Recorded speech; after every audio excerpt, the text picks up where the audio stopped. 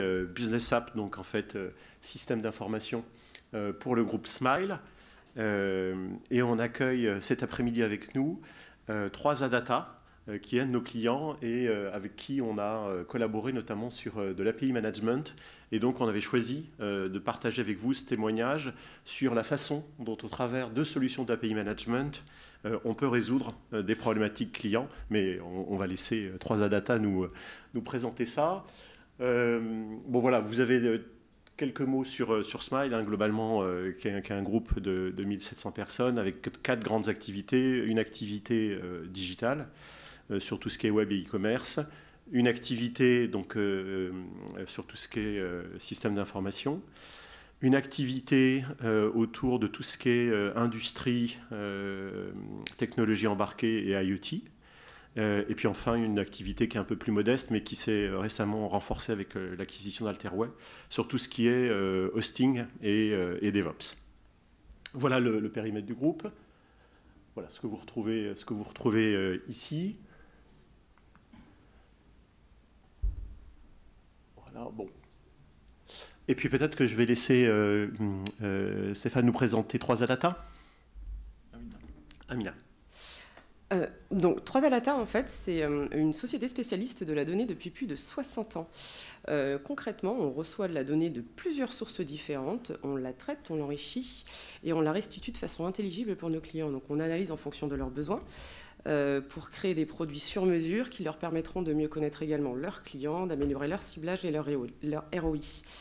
Ça se concrétise par différents produits qui passent de l'analyse statistique du marché, avec la data visualisation, storytelling, à l'enrichissement de bases de données, de leurs propres bases. Mais on est également aussi capable d'analyser un parcours client d'une marque. Donc par exemple les taux de conquête de la marque, les taux de fidélité, d'où viennent, de quelle marque viennent leurs nouveaux clients, vers quelle marque elles se dirigent quand ils les ont perdus. On a aussi des solutions de prédiction de comportement. Donc on est capable à l'individu de vous dire que sous 3 à 6 mois, il va acheter un nouveau véhicule potentiellement ou déménager. Et on a aussi une solution d'immatriculation qui est connectée directement au CIV, d'immatriculation des véhicules, qui est connectée directement au CIV pour les constructeurs automobiles et les garages. Donc c'est entre autres, il y a plein d'autres produits, mais je vais m'arrêter là. Donc c'est assez vaste. Et c'est une société qui fait quelle taille aujourd'hui, 3 Adata? Plus de 100 salariés. Je ne sais plus exactement combien, mais on est plus de 100. D'accord. Et vous êtes installé rue Presbourg. À Paris. C'est l'Arc de Triomphe. C'est Place de l'Étoile. Ouais. Merci à vous pour cette présentation de 3 Adata. Juste en 2 secondes, donc je suis Simon Griffon, je représente l'offre WSO2, qui est une offre notamment d'API Management pour Smile. Pour continuer sur cette présentation, est-ce que vous pouvez nous dire un petit peu plus vos motivations qui vous ont poussé à partir de ce projet concrètement qu'est-ce qui vous a amené, quelle problématique métier vous a amené à réfléchir à ce projet? Alors, dans le cadre de notre solution d'immatriculation des véhicules, on développait pas mal d'API. Donc concrètement, quand il y a pour immatriculer un véhicule, il y a plusieurs types d'opérations aussi. Ça va être l'immatriculation d'un véhicule neuf, d'un véhicule d'occasion, mais aussi un changement d'adresse, une déclaration de cession. Et chacune de ces opérations représentait une API.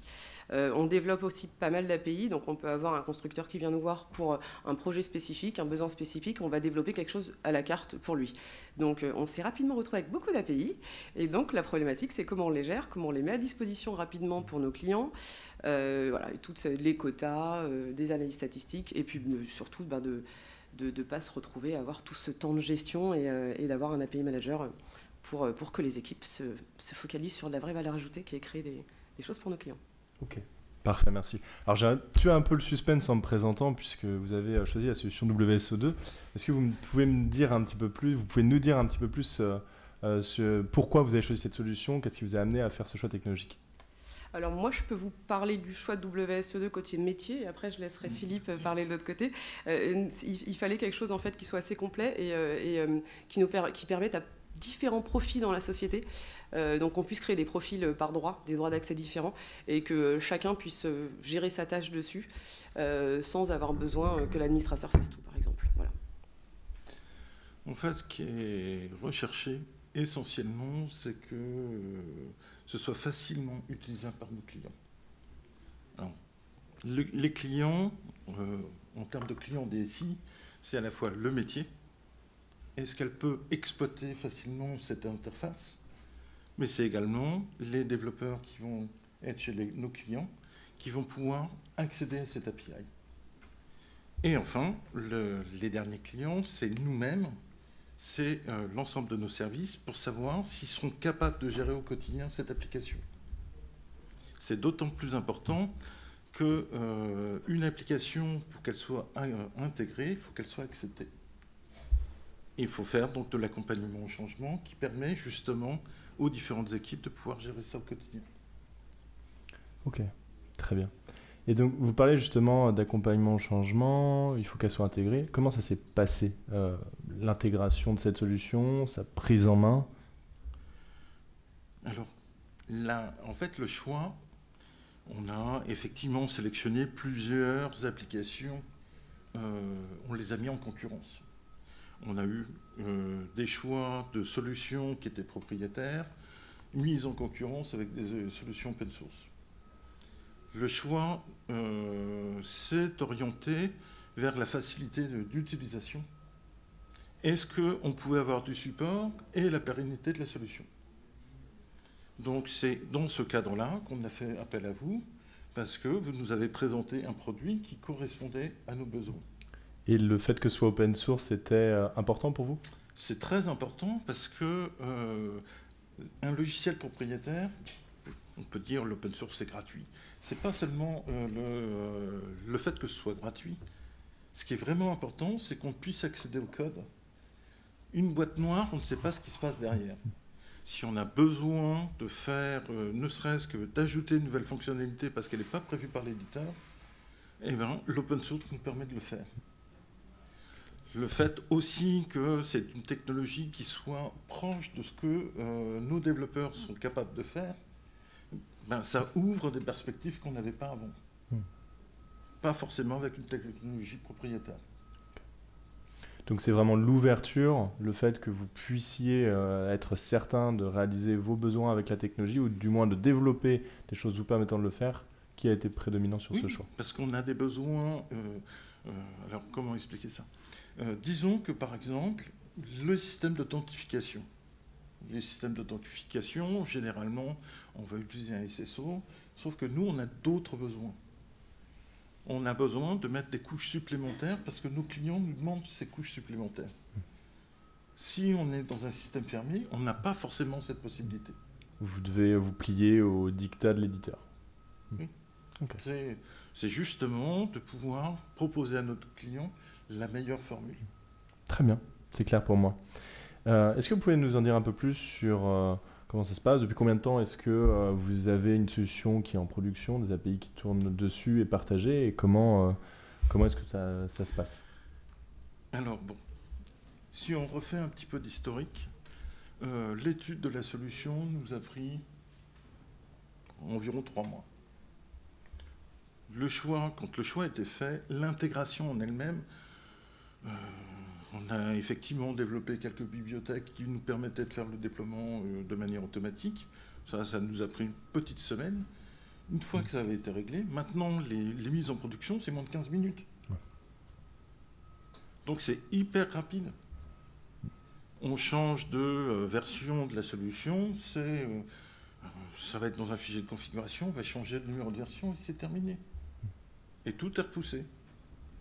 Aujourd'hui, on a une infrastructure qui est une haute disponibilité. L'ensemble des membres du cluster sont automatiquement mis à jour. Donc c'est vraiment une solution qui suit votre besoin et pas vous qui êtes obligé de vous y plier. Oui, et ça nous permet justement de pouvoir supporter la charge et de pouvoir continuer à garder, à étoffer notre offre. À croître. Très bien. Et à date, donc il y a combien de flux qui transitent par l'API Manager à peu près? Aujourd'hui, il y a combien d'API? Beaucoup. Je ne saurais même pas dire combien il y en a. beaucoup. On continue à en développer assez régulièrement. On en a une 60, 70. Facile. Civil, ça commence à augmenter aussi. Et puis on a testé avec un produit, ça nous a contenu. Au fur et à mesure, on rajoute de nouvelles briques. Et l'avantage de l'API Management, c'est justement de nous permettre d'étoffer notre offre. Ok. Donc vos développeurs sont formés, aujourd'hui ils ont la capacité, ils réalisent une nouvelle API ou il faut une nouvelle version sur l'API. Justement, l'avantage de... on a automatisé effectivement le déploiement également sur l'API Management. Aujourd'hui, lorsqu'ils produisent, ils vont dockeriser leur API, c'est monté dans Kubernetes et c'est automatiquement monté dans WSO2. Tout ça via soit des pipelines Jenkins, soit via Spinnaker. On est capable de faire ce genre de choses. Oui, donc vous avez presque une CI/CD sur la construction et le déploiement des API en fait. On a ça, oui. Oui, ça a été un des chantiers liminaires pour pouvoir utiliser justement ce genre de choses. On a des pipelines génériques où finalement les développeurs, quand ils développent une API, une fois qu'elle est développée, ils mettent ça dans la chaîne, c'est automatiquement testé et monté en production. Bien sûr, avec validation, les tests et le système de qualité et validation métier, bien évidemment. Mais il n'y a plus d'opération manuelle sur la partie déploiement. D'accord. Et vous utilisez aussi les capacités de gestion de version d'API de l'outil, ou est-ce que c'est-à-dire le fait de... Oui, c'est obligatoire. Vu le nombre de clients que nous avons, on ne peut pas changer de version d'API comme ça. On est obligé de les accompagner et de faire donc un accompagnement au changement. Donc gérer les numéros de version. Donc effectivement, on embarque la version majeure au niveau de l'API Manager. On ne peut pas faire autrement, parce qu'effectivement, lorsqu'on change de version majeure, il y a très certainement la réponse ou la question qui va changer. Et donc, il n'y a pas forcément une rétrocompatibilité qui sera possible. Très bien. Et est-ce que vous avez eu des bénéfices qui n'étaient pas forcément un objectif initial suite à la mise en place de cet API Manager? Est-ce que ça vous a permis de faire des choses que vous n'aviez pas forcément imaginées au début? Des bénéfices, il y en a beaucoup. Déjà, on a développé plusieurs autres API, notamment quand vous allez dans un garage ou que vous allez chercher une pièce pour faire réparer votre voiture. On a une API qui, avec juste l'immatriculation, vous ressortez toutes les informations techniques de votre véhicule et vous êtes capable de choisir la bonne pièce. Parce que même le garagiste ne connaît pas toutes les pièces par cœur par véhicule. Et ça, on l'a développé donc aussi sur WSO2, sur l'API Manager. On en développe une autre aujourd'hui. En fait, on part beaucoup de nos besoins ou problématiques clients. Et c'est vrai qu'aujourd'hui, l'API est souvent la solution la plus simple pour pallier à pas mal de problématiques. On a eu une problématique avec des clients pour l'enrichissement de leur base de données récemment, où ils ont envie d'enrichir leur base, sauf qu'ils n'ont pas le droit de les sortir. Ou alors c'est très compliqué pour des raisons de sécurité, RGPD. Et donc, plutôt que d'envoyer un CSV, qu'on le recharge et qu'on l'envoie, on fait ça une fois tous les 6 mois parce que tout le process est long, il faut les signatures un peu partout. Et aujourd'hui, on leur met à disposition une API avec un point d'entrée qui est l'immatriculation, nom, prénom, adresse, il y en a plusieurs. Et ils ont la main sur l'enrichissement de leur base de données. Ils récupèrent toutes nos données marketing, etc., pour pouvoir communiquer correctement avec leurs clients. Ok, parfait. On voit derrière vous une image qu'on avait faite pour un autre événement que je trouve intéressante, que je vais présenter sous votre réserve et votre validation. C'est que je vois l'API Manager que vous avez mis en place comme la possibilité de passer d'un produit que vous aviez, un produit qui est en fait la data que vous collectez liée à vos processus métiers qui vous permettent de l'enrichir, à une offre. Et donc la différence pour moi, c'est la capacité à la partager, à l'amener sur une place de marché. Et donc à pouvoir en faire quelque chose de valorisable et monétisable, puisque l'API Manager permet ça aussi. C'est exactement ça. Je vais même aller un peu plus loin que ça, c'est qu'on est passé d'une application qui était monolithique à une application qui est ouverte. C'est d'autant plus important que les API vont nous permettre, par exemple, de refondre l'IHM donc l'interface homme-machine, en utilisant les mêmes API que nos propres clients. Le bénéfice est à tous les niveaux. On gagne aussi bien en temps de développement, parce que le développement de microservices, ça permet d'aller très vite. Ça permet de mettre à disposition rapidement de nouvelles fonctionnalités et de pouvoir bénéficier de ces nouvelles fonctionnalités sur tous les étages de notre développement. Et pour nos clients, par la même occasion. Tout à fait, je comprends. Il y avait une question ? En fait, depuis tout à l'heure, vous parlez d'API et c'est pas limpide pour moi en fait de quelle API. Est-ce que vous parlez d'API REST ou c'est une API pour se connecter à votre serveur depuis Alors, c'est pas clair en fait. je comprends. Alors là, en fait, on parle d'API Manager. Bien sûr. Est-ce que tu peux, s'il te plaît, passer la slide d'après? Je pense que ça va permettre d'éclairer ce propos-là. Là, on parle d'un API Manager. Cet API Manager, c'est un soft, une solution qui permet de manager l'exposition des API dans quelque format que ce soit et d'en sécuriser ces aspects de partage, acquis de droit, avec combien de connexions, etc. etc. Donc c'est vraiment comme une place de marché. C'est pour ça que j'aime bien cette image qui le montre comme une station-service. La donnée, le pétrole, l'essence, bref, la valeur est du côté de 3A Data. Elle a été raffinée pour que de ce pétrole en ressort une essence qui est valorisable. L'API Management n'est plus que la place de marché qui permet de partager soit cette essence ou ce diesel ou ce gasoil, peu importe. Bref, différents formats. Cet API Manager, donc WSO2, lui par exemple, il va prendre en charge du GraphQL, du SOAP, du REST. Le but, c'est vraiment de pouvoir accompagner le partage et la diffusion de ces API sur une place de marché accessible avec l'ensemble des problématiques de sécurité. Le format, il vient en aval, pardon. C'est lors de la création de cette API ou lors de la recherche de cette API, si c'est déjà inexistante, qu'on va devoir le gérer. Là, le but, c'est d'être vraiment sur une capacité de prise en charge très large de ces formats pour que ce ne soit pas une problématique. Est-ce que ça répond à votre question? Oui, mais je pense que du coup, on peut avoir même pour un même service derrière, on peut même proposer plusieurs technos d'API. Tout à fait, tout à fait. Et je ne sais pas si c'est le cas chez... Un de nos services est d'ailleurs disponible en SOAP et en REST, en fonction des clients et de leurs besoins et de leurs préférences.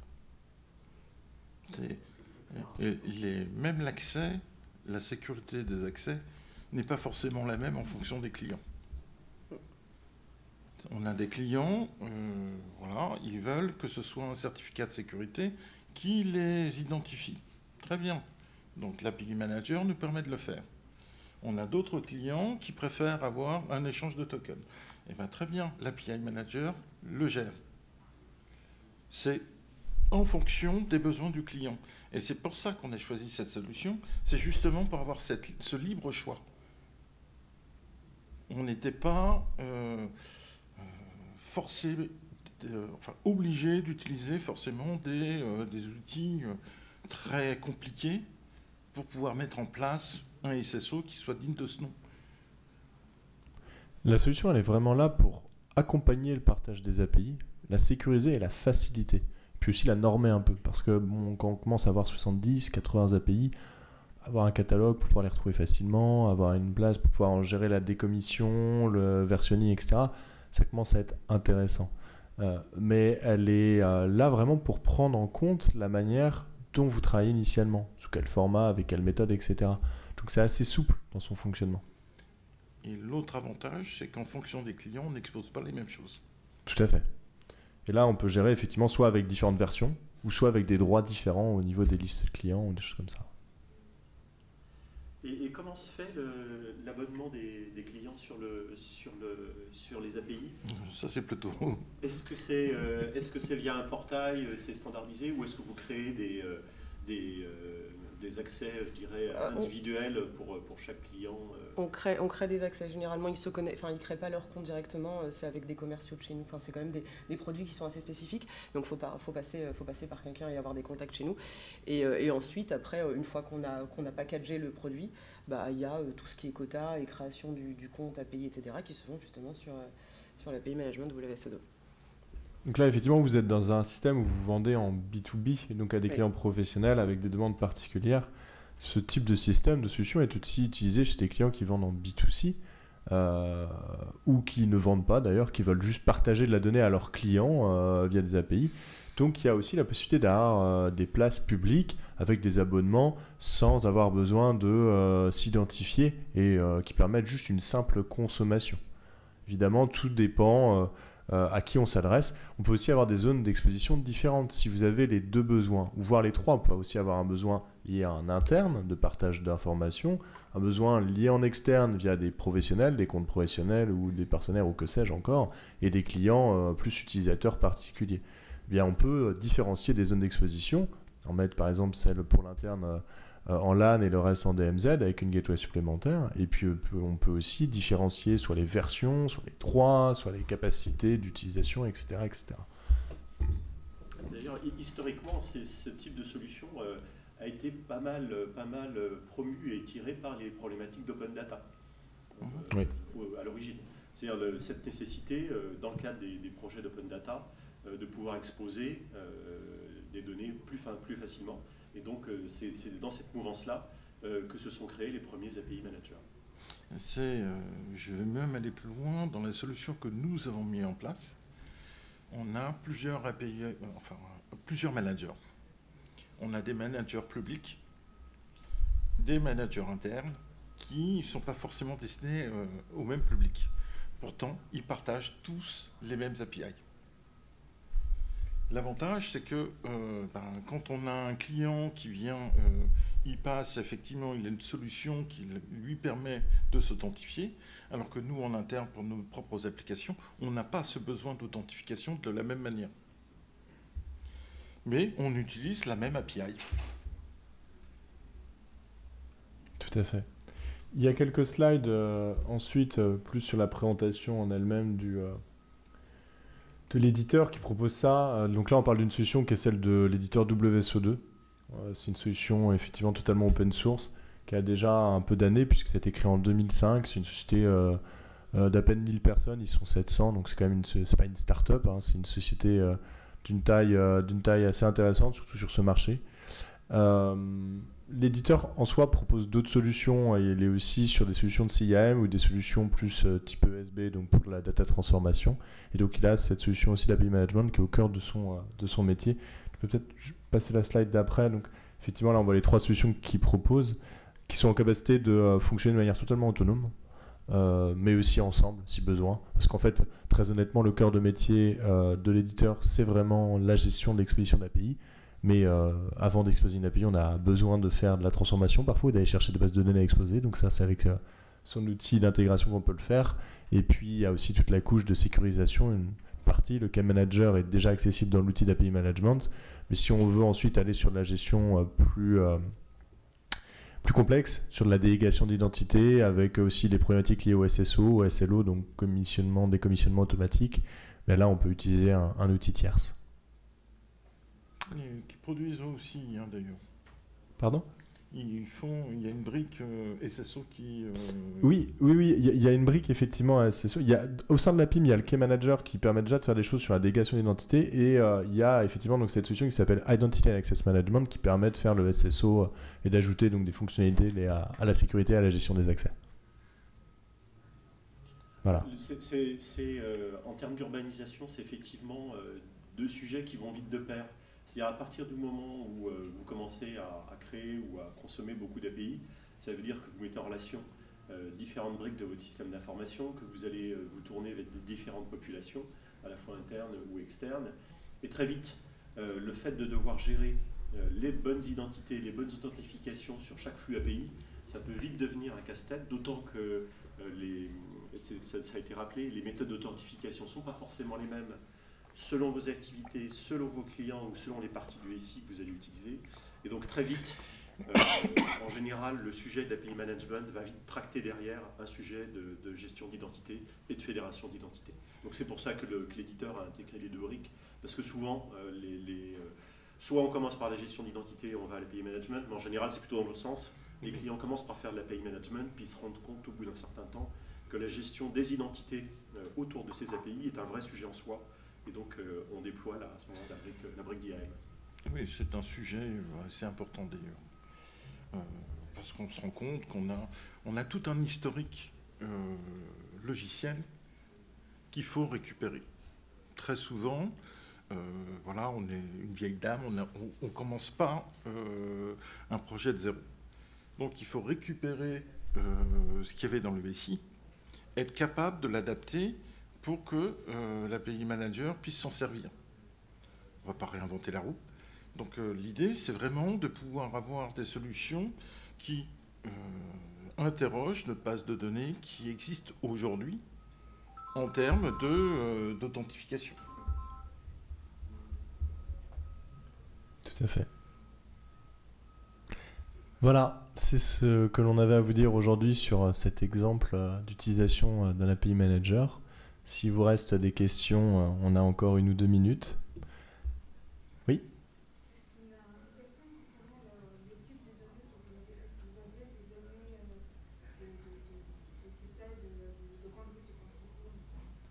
Des données, pardon ? C'est pour vous. J'ai pas entendu la question. Est-ce que vous avez des données de constructeurs automobiles dans vos données ? Est-ce que vous avez pu mettre des partenariats en place avec ces constructeurs ? Nos données proviennent du ministère de l'Intérieur, en fait. C'est donc tout le parc automobile, avec tous les mouvements aussi, tous les jours qui arrivent. Donc, toute immatriculation, changement dans une immatriculation arrive chez nous. Après, elles sont recoupées avec plein d'autres données qui viennent de l'INSEE, UTAC, etc.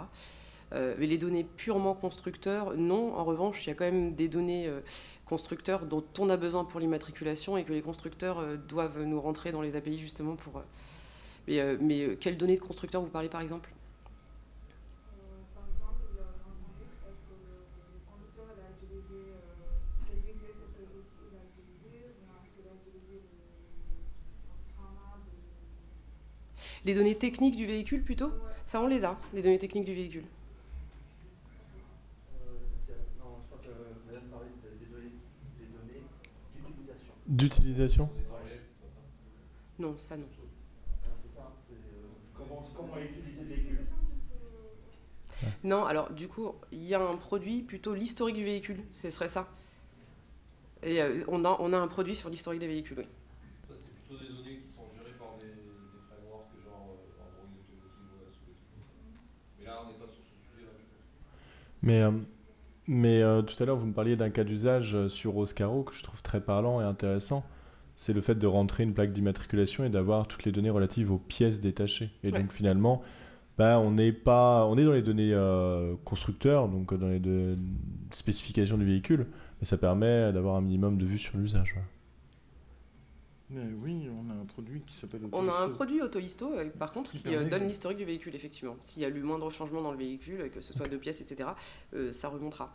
Et qui est notamment utilisé même chez des particuliers, justement, avant d'acheter un véhicule, pour vérifier. Intéressant. À partir de la plaque. Oui, tout part de la plaque d'immatriculation. Parce que on est obligé aujourd'hui pour faire ça, si on va acheter une Renault d'occasion, on appelle un garagiste actuellement. Mais il y a un site pour faire ça. Ou de connaître la plaque d'immatriculation, oui. Ça s'appelle AutoHisto, le site. Mais oui. Après, je vous invite du coup à aller visiter le site 3adata, aa-data.fr, et vous aurez le lien du site AutoHisto tout en bas de page.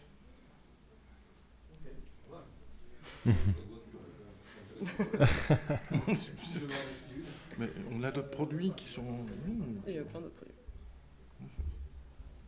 Aujourd'hui aussi, par exemple, vous avez, si vous allez sur les sites d'achat de voitures d'occasion, je ne vais pas citer de nom, mais un certain nombre d'entre eux proposent ce type de service, c'est-à-dire que le véhicule que vous souhaitez acheter, vous pouvez remonter son historique, savoir s'il a changé plusieurs fois de main, etc.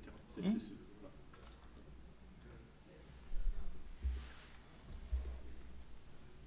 Et là, du coup, ça passe par une API, quelque part, c'est relié à une API que chez vous.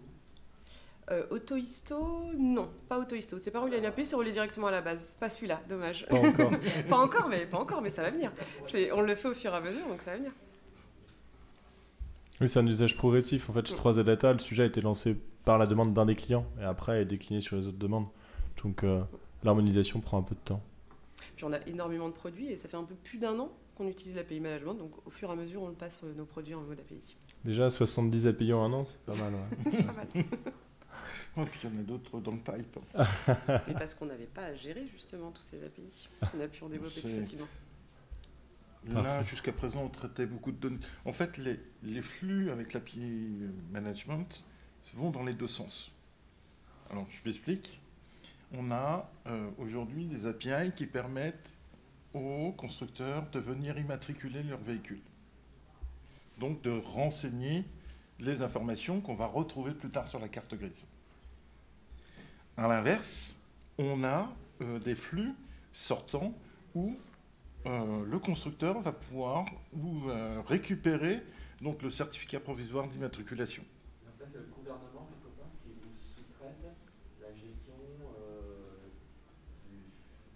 En fait, on va servir d'intermédiaire entre, je vais dire, le constructeur, mais également son réseau. Avec le ministère, on va reformater finalement les données pour qu'elles soient acceptées par le ministère. On va valider un certain nombre de choses. Une fois que ces données ont été validées, soumises au ministère, une fois que le ministère a fait son traitement, on va récupérer donc, les pièces jointes et notamment ce certificat provisoire d'immatriculation. Et tout ça, ça se passe en quelques secondes. Du coup, parce qu'on a des habilitations avec le ministère de l'Intérieur justement pour pouvoir immatriculer. Exactement.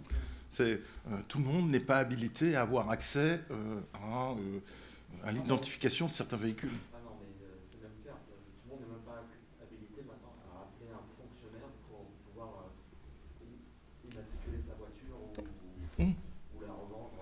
C'est maintenant qu'il faut payer pour passer par un privé, un fichier public. C'est ça. Il n'y a pas très longtemps. D'égalité pour l'accès aux services publics.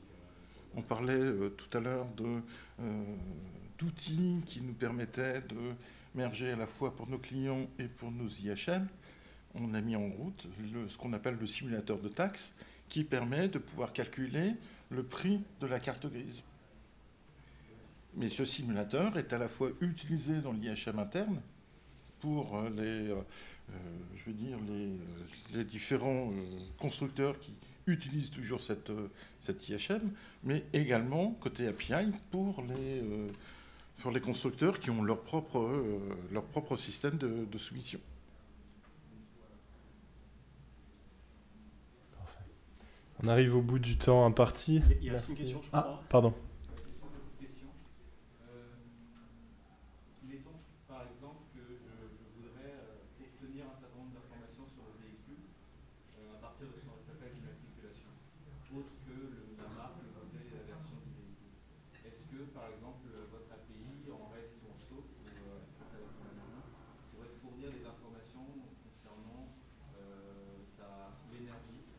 Ah oui.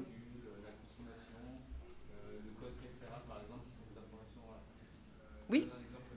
Oui, en fait, toutes les données que vous avez citées et plein d'autres.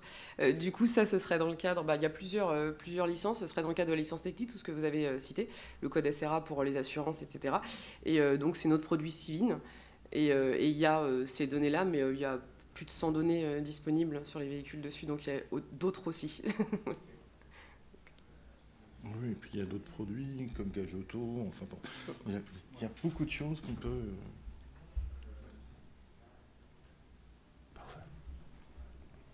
On va clore cet échange, mais n'hésitez pas, on peut poursuivre les échanges en aparté.